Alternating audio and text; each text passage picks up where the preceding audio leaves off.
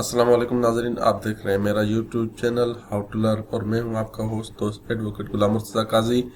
आज का ये जो हमारा लीगल लेक्चर है वो है सिंध लैंड रेवेन्यू एक्ट के बारे में। तो आज हम ज़्यादा देर नहीं करते, चलते अपनी वीडियो की तरफ। फर्स्ट ऑफ ऑल हमें जो पेज सेटअप होता है वो आपको पता है, पेज सेटअप किस तरह हम करते हैं वो मैंने आपको पिछली वीडियोज़ में बता दिया है। अभी चलते हैं ज़्यादा देर किए बगैर टॉप पर। तो इधर हमें लिखना होता है जिस फॉर्म पर भी हम ये अपील फाइल करते हैं, ये रिलेटेड होती है लैंड रेवेन्यू से, जो लैंड रेवेन्यू एक्ट से रिलेटेड है। तो हमें जब भी कोई इस तरह का ग्रीवेंस होता है अपने, अगर हमारा कोई खाता वगैरह चेंज नहीं करते वो, तो उससे एंट्री वगैरह का कोई मसला होता है तो हम ये अपील फाइल करते हैं। तो before the additional deputy commissioner, one additional collector Naushahro Feroze, ठीक है। तो ये हमने उधर उनके टाइटल दिया जिधर हम फाइल कर रहे हैं। हमारा ग्रीवेंस जिस ज़िले में जिस तालके में हम उस तरीके से लिख रहे हैं, आप अपने ज़िले के हिसाब से लिखेंगे, ठीक है, उसका नाम लिखेंगे। तो उसके बाद हो गया रेवेन्यू अपील नंबर, ये नंबर कोर्ट अलाट करती है। रेवेन्यू अपील जिस डिपार्टमेंट में हम फाइल करें वो अलाट करते हैं। उसके बाद जिस साल में फाइल करें वो साल आ गया। इधर अपीलांट का नाम आ जाएगा, जो भी अपील करते हैं उन अपीलांट का नाम आ जाएगा। इधर उनके वालिद साहब का नाम आ जाएगा, मुस्लिम एडल्ट बाई कास्ट, जो भी उनकी कास्ट है वो आ जाएगी, उनकी रहाइश आ जाएगी, तालका एंड डिस्ट्रिक्ट, जो उनका तालका और डिस्ट्रिक्ट है वो आ जाएगा। तो इधर अपीलांट इनका टाइटल आ गया अपीलांट, और वर्सेस जिनके खिलाफ अभी खिलाफ जो भी पार्टियां होती हैं वो आप देख लें। हम जो उनके ज़िले का असिस्टेंट कमिश्नर है वो, ठीक है, तालके का असिस्टेंट कमिश्नर हो गया। रेवेन्यू मुख्तियारकार, जो मुख्तियारकार रेवेन्यू हो गए वो हो गए, और तपेदार दे, जो दे उसका तपेदार हो गया, और ताल का नौशर फिरोज, ठीक है। तो ये रेस्पोंडेंट कहलाते हैं। उसके बाद revenue appeal under section 161 162 of Sindh land revenue act हो गया 1967। उसके बाद हो गया the above named appellant most humbly and respectfully submits as under. तो ये भी आपको पता है, ज़्यादा उस डिटेल में नहीं जाते।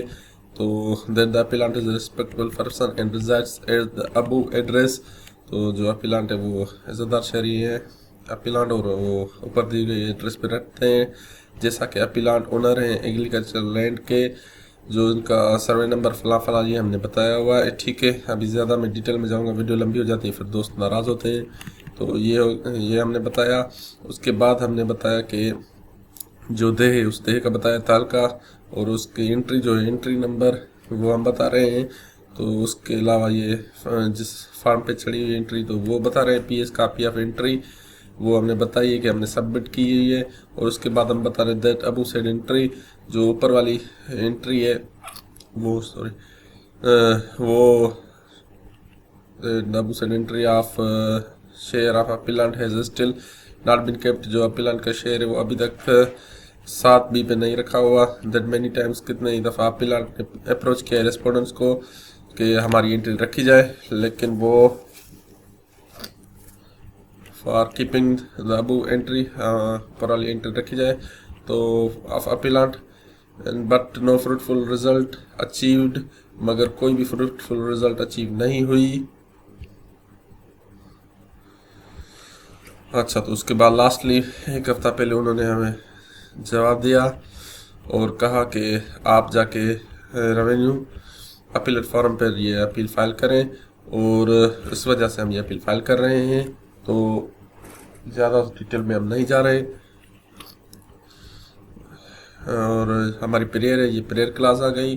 तो that prayer that respondent number 1 and 3 में काइंडली बी डायरेक्टेड, जो रेस्पोंडेंट है उनको डायरेक्ट किया जाए कि ये एंट्री हमारी जो ऊपर वाली है ऑफ द शेयर्स वो रिकॉर्ड में रखी जाए। और उसके अलावा ये आप देख रहे हैं कि that so that the genuine grievance, जो हमारा जेन्युइन मसला है वो अपीलेंट का हल किया जाए हमेशा के लिए। तो उसके अलावा जो प्रेयर क्लास की पैरा नंबर 2 है, that it is hope that matter of the appellate would be considered, जो उम्मीद की जाती है कि जो अपीलेंट का मैटर है वो कंसिडर किया जाएगा finally and allow the interest of justice, और कानून की बालादस्ती के लिए अलाउ किया जाएगा। और उसके बाद the prayer is made in the interest of justice, जो प्रेयर है इंटरेस्ट ऑफ जस्टिस में की जाती है।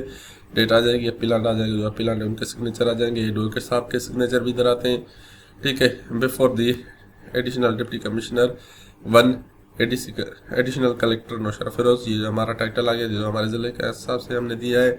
ठीक है, हर ज़िले का कलेक्टर अपना होता है, वो आप अपना लिखेंगे। रेवेन्यू अपील नंबर ये अलर्ट करती है, रेवेन्यू डिपार्टमेंट करता है 2024 का। इधर जो अपीलांट है उनका आता है, वर्ष जिनके खिलाफ रेस्पोंडेंट है ये आ गए।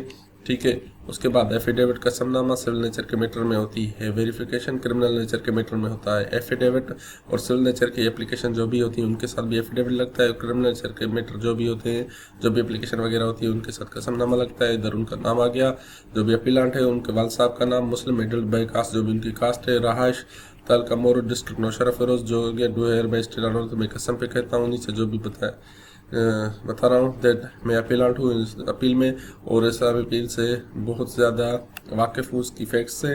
ठीक है, और that the contents of appeal or drafted, जो इसके कंटेंट्स है वो ड्राफ्ट किए हैं मेरे इंस्ट्रक्शन पर, वो चार ट्रू एंड करेक्ट, वो जो सही है और सच्चे हैं एंड सेम में भी ट्रीटेड, और उनको ट्रीटेड किया जाए।